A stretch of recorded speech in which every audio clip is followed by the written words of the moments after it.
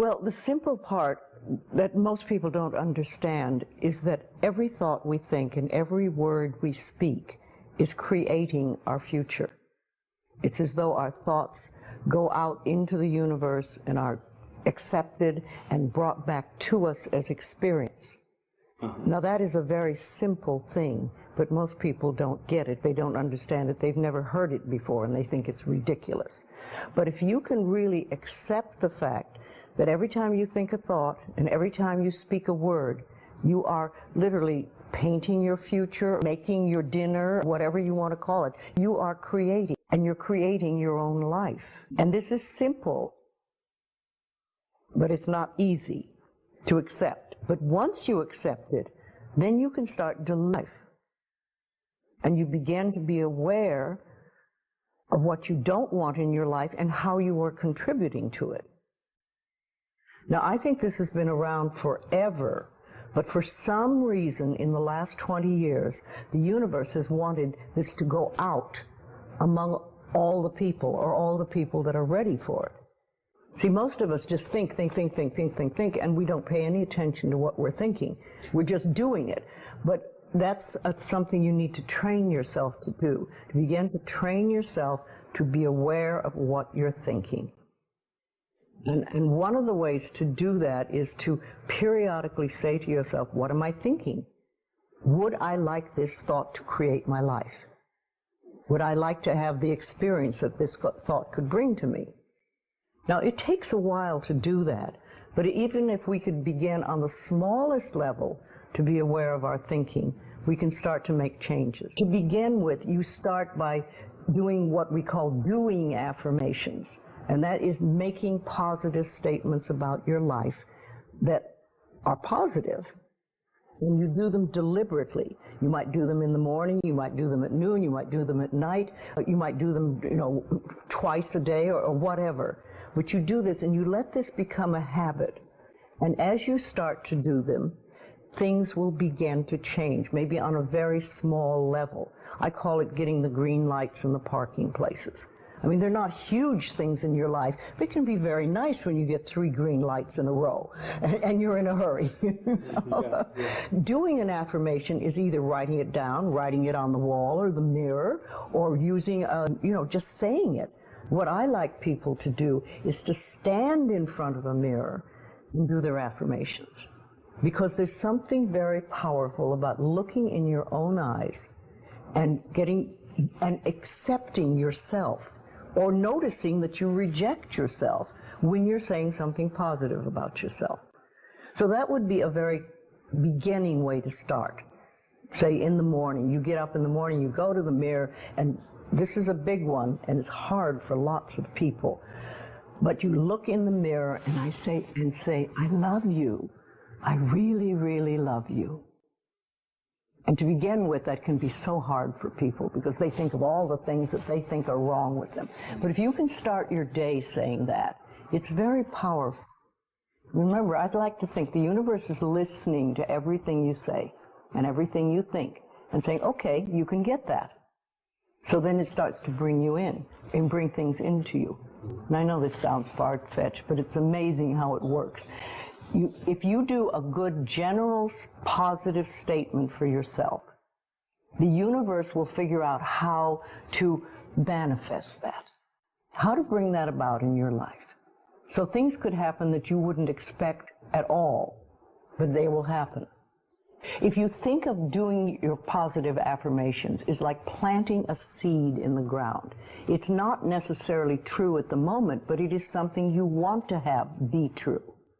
So you put the seed in, and you plant a seed and you expect it to grow. Or you maybe plant 3 seeds just in case. You expect them to grow.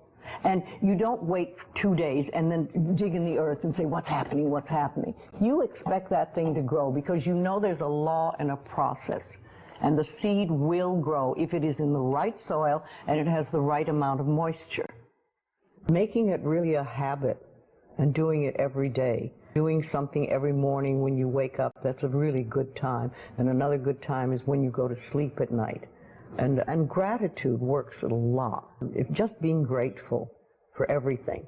The more, I always say the universe loves gratitude. The more you're grateful for what the good is in your life, the more good you get to be grateful about. Mm-hmm. And it's like, you know, if somebody gives you a present or gives me a present and I say, oh my God, I hate that color and it doesn't fit, and, you know, that person will never give me another present. Mm-hmm.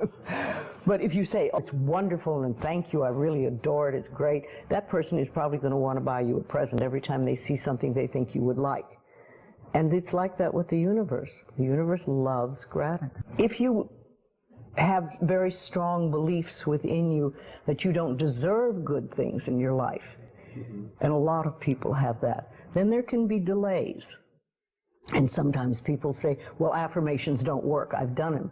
But when they're doing, for instance, prosperity affirmations, and they've done some prosperity affirmations, and they say it doesn't work, nothing's happening. And I say, well, all right, how many prosperity affirmations did you do in a day? And they'll say 3, probably. And they say, all right, how many poverty affirmations did you do this day? And that could be 300, depending on where you're coming from and what is running through your mind. See, I have this, one of my thoughts about life is that only good lies before me. And I have been saying this for many years. So it doesn't really matter to me what happens in life, because I know it's going to be good. Well, there are lots of things you can do to help you become more conscious of what is going on. And because so many of our belief systems really are unconscious or subconscious, we're not aware of them. They're just things that were bred into us as we were children, is to take a little time to figure out what they are. And I always say a really good exercise is to take a big sheet of paper and write on top of it, say, what I think about men. And then another one, what I think about women, what do I think about money, what do I think about any subject you can think of. And just write all the things that come out of your thoughts. And whether they sound good or not, just write them down. And any one subject, if you just write them all down and then look at them and see how many are positive and how many are negative. And if you can take those negative ones and turn them around, make them into positive affirmations, then you can start clearing up what you believe about, say, money that is not positive for you, and or is keeping you from bringing money in. And you can do that with lots of things in your life, so you can really begin to realize what you do believe about these things.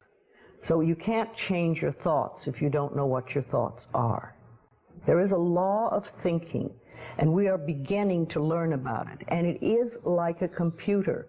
If you have this gorgeous computer put in front of you, and you don't know what to do with it, it's a piece of junk. But if you learn the language of the computer, miracles happen.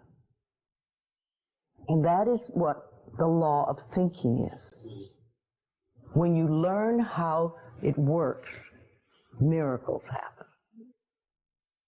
What you think and what you believe is what will come true for you. Your thoughts create your life.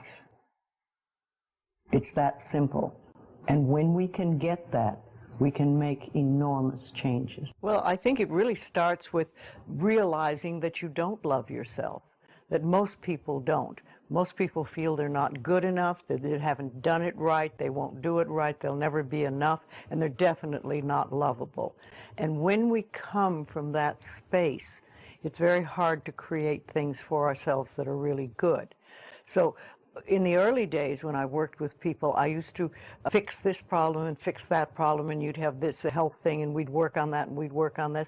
And one day I discovered, much to my amazement, that if I would help people learn to love themselves, to really accept themselves as they are, we didn't have to work on problems, because it was almost like a miracle. Everything seemed to fall away. It's a hard one for people because we grow up believing that we're not good enough and nothing is right.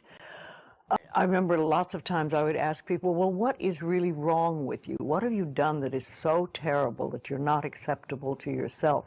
And I never, ever, ever got an answer that made any sense. You know, they might say something like, well, I'm too fat. Well, so, you know, but When you talk about loving yourself, a lot of people think that that's vanity, but it isn't really. It has nothing to do with that. That is narcissistic. But to really care for you and to acknowledge that you are an important being, it's almost like in the Bible they would say, you recognize that you are a child of God, that therefore you are perfect. But even if you're not a biblical person, if you can recognize that you are a being that has self-worth, if you can really recognize your own worth, then you start to treat yourself differently. And I think that's what's so very important about loving yourself, is you stop beating yourself up, you stop making yourself wrong, you stop talking about how awful you are, and you stop saying things like, I'm really stupid and stuff, and you start to treat yourself with a certain amount of respect. And this makes an enormous difference, because what you give out in life is what comes back to you. So if you're giving out a feeling of, I'm okay, I'm good enough as I am, and I am acceptable, and I love life, and I love me, and you start having gratitude for yourself and for life, then life treats you differently, because you are having a different vibration that you're giving out and getting back. And that's when things really start to flow. Now, a lot of people don't realize it, but you have to practice. You just have to start it. And that's why I try to get people to do a lot of mirror work. If you look in the mirror, just simple things like looking in the mirror in your own eyes and say, I love you. I really, really love you. And it helps if you use your name, Louise, I love you. I really love you. It gets to that little child inside that has been rejected for so long. And it breaks open sort of a dam or a door or whatever you want to call it. And it's like little miracles start to happen. Lots of little good things happen. And the universe loves grateful people. The more grateful you are, the more you get to be grateful about. It's that simple. Life is really very simple. We make it enormously complicated, but it doesn't have to be. Everybody's on a journey from the time we're born till the time we leave. But when we go on a spiritual journey, it seems to be more conscious, and we begin to make conscious choices about life instead of just going on and getting up in the morning and doing our stuff and then going to bed. We begin to make conscious choices of our thoughts and our actions and even the foods we eat and things like that. And it's putting your foot on the pathway one step at a time. And some of us do very devious journeys, and we take lots of little side tracks, and we don't get very far, really.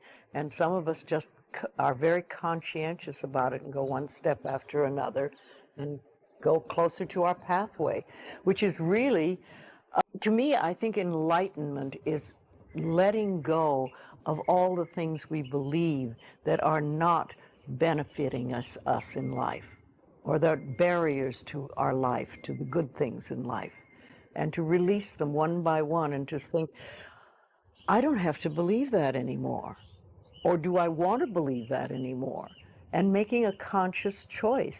When we can understand that every single thing we believe has been a choice, and it may or may not be true. It can be true for you and not for you, because it's your belief system and your belief system, and then I have my belief system. I say a lot. That may be true for you, it's not true for me. I may not say that out loud, but people are doing things or saying things, and I think that to myself a lot. And also, it has nothing to do with me. Whatever's going, that has nothing to do with me, because I'm under the law of my own consciousness. This is my pathway, and you have your pathway, you have yours, everybody does. So we're all on a journey, and I think the more conscientious we are about it and the more conscious choices we make, the better our journey is, or the easier, or the swifter, or we get more goodies, or we have better health, all that stuff. But when I was beginning to work with people in the early days, I paid very close attention to what people said. And it became a habit with me, and I still do.